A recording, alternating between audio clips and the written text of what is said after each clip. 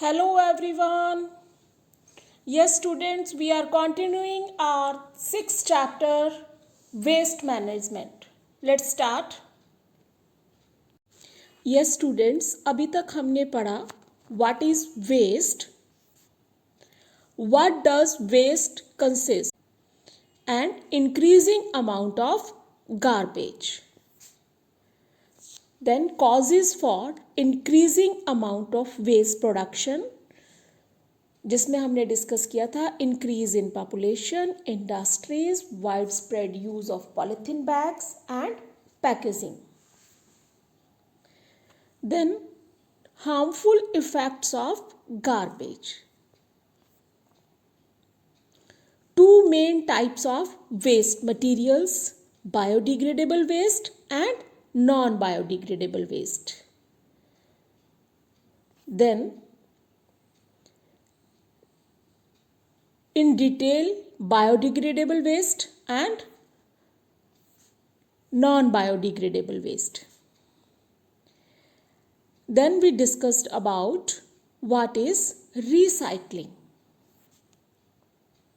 and how recycling helps to protect the environment. And now we will discuss disposing waste materials. Yes, today most cities, towns, villages and countries face the challenge of having a proper system of collecting, separating reusable items and disposing of the waste. सभी countries में, सभी cities में ये बहुत बड़ा एक challenge है कि किस तरह से वेस्ट प्रोडक्ट को कलेक्ट किया जाए, कैसे उसको हम सेपरेट करें और कैसे वो डिस्पोज ऑफ करें. So first of all we will discuss disposing waste materials. Yes, in earlier times the population was low and therefore the waste was very limited. बेटा पुराने समय में पॉपुलेशन बहुत कम थी, तो जो वेस्ट मटेरियल था वो भी लिमिटेड था. It was thrown away in vacant space.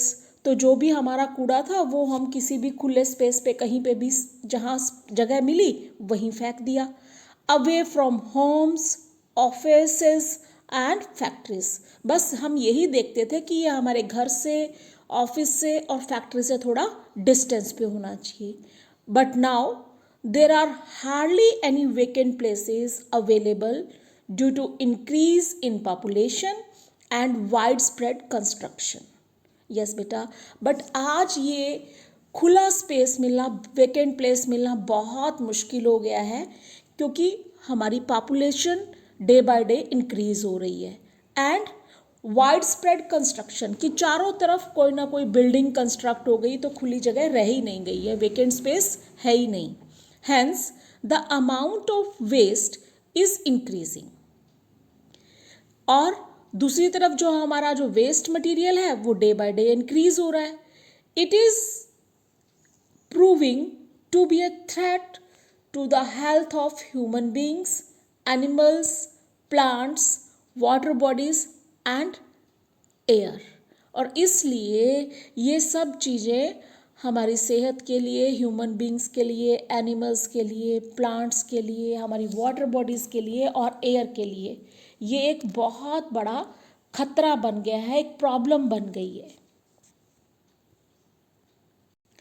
There are different ways of disposing of waste. कि हमारे पास बहुत अलग अलग तरीके हैं जो वर्ड में लोग यूज़ कर रहे हैं वेस्ट को डिस्पोज ऑफ करने के. दे आर लैंडफिल्स कि खुले एरिया में वो सब एरिया को भरते चले जाते हैं. बर्निंग द ट्रैश जो जापान में बहुत पॉपुलर है कि वो कचरे को जला देते हैं. Recycling and making compost. कुछ प्रोडक्ट को वो रिसाइकिल कर देते हैं और कुछ चीज़ों का कंपोस्ट में कन्वर्ट कर देते हैं. बट बेटा each method has some disadvantage. हर एक मैथड का कोई ना कोई एडवांटेज है. The landfills require place. जो हमारी लैंडफिल्स वाला प्रोसेस है उसमें हमें बहुत खुला एरिया चाहिए जहाँ पे सारा कचरा डाला जाए. Once filled new sites are required, और अगर एक बार वो प्लेस भर जाती है तो फिर हमें कोई नई जगह चाहिए जहाँ फिर से हम ये सब कचरा को फेंक सकें.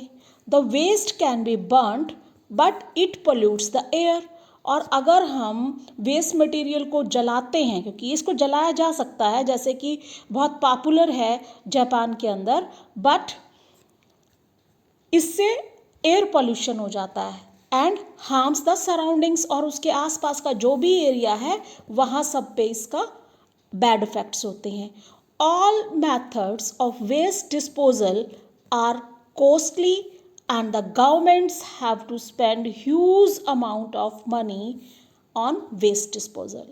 और जितने भी ये मेथड है बहुत ही कॉस्टली हैं, इन पे बहुत पैसा लग जाता है, और दूसरी तरफ हमारी गवर्नमेंट इतना मनी स्पेंड कर रही है इन्हीं चीज़ों के लिए, किसी ना किसी तरीके से ये हमारा वेस्ट प्रॉपर डिस्पोज हो जाए, तो उसके लिए भी कोई ना कोई तरीका गवर्नमेंट अप्लाई करती रहती है, जिसकी वजह से बहुत पैसा लग जाता है. Hence we must reduce waste and recycle items from the waste. इसलिए बहुत ज़रूरी हो गया है कि हम अपना वेस्ट को रिड्यूस करें और कुछ आइटम्स को रिसाइकिल भी ज़रूर करें. All biodegradable items must be converted into compost. और जितना भी पॉसिबल हो सकता है, जो भी बायोडिग्रेडेबल आइटम्स हैं उन्हें हम कंपोस्ट में कन्वर्ट करें. यस बेटा, वी मस्ट कंट्रोल वेस्ट. इसलिए हमें अपने जो आसपास का जो भी एरिया है अपने घर में है, हमें वेस्ट को कंट्रोल करना चाहिए. Each and every person must take care not to litter, spit और यूरिनेट इन ओपन एरियाज. कोई भी पर्सन खुले एरिया में कचरा ना डालें, थूके ना, और सम टाइम कोई यूरिन के लिए ओपन प्लेस में जाता है, ओपन एरियाज में, वो भी ना जाए. People should be encouraged to construct toilets in rural areas. और ग्रामीण एरिया में जो विलेजेस हैं वहाँ पर लोगों को मोटिवेट किया जाए ताकि वो ज़्यादा से ज़्यादा टॉयलेट बनाएं. In urban areas more toilets must be constructed. और सिटीज़ में भी ज़्यादा से ज़्यादा टॉयलेट्स बनाए जाएं. The government must make strict laws to maintain cleanliness in public places. और गवर्नमेंट को भी स्ट्रिक्ट लॉज बनाने चाहिए ताकि पब्लिक प्लेसेस पे क्लीनिनेस को हम मेंटेन कर सकें.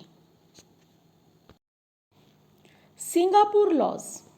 Littering and spitting in public places is severely punished in Singapore. अगर कोई ओपन एरिया में कोई कचरा डालता है या कोई थूकता है तो उसके लिए बहुत ही हार्ड पनिशमेंट डिसाइडेड है. People who litter public places are fined made to clean public roads और public places as a punishment.